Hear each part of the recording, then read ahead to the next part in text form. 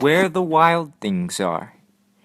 Story and pictures by Maurice, Sendak.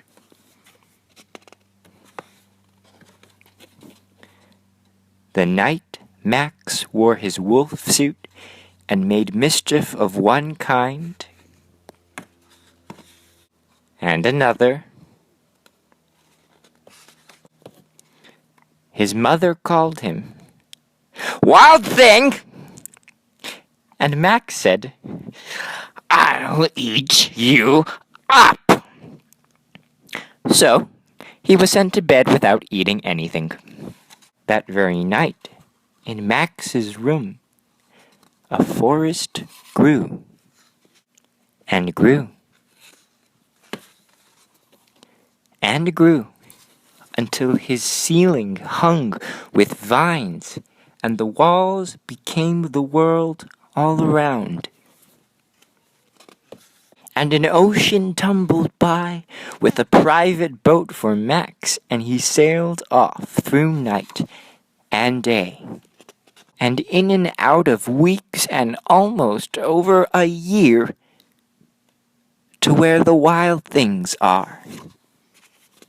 And when he came to the place where the wild things are, they roared their terrible roars and gnashed their terrible teeth and rolled their terrible eyes and showed their terrible claws, till Max said, "Be still!"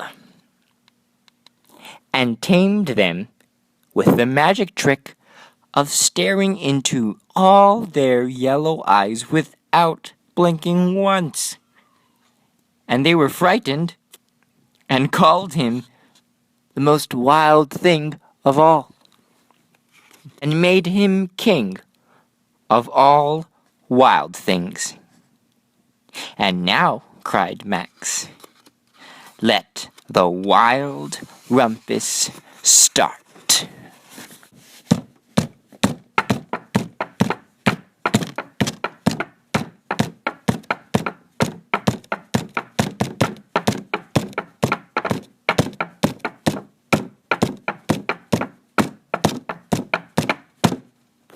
"Now stop," Max said, and sent the wild things off to bed without their supper.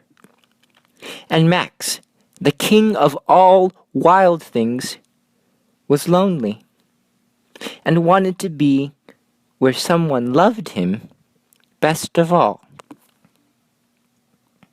Then, all around, from far across the world, he smelled good things to eat. So he gave up being king of where the wild things are.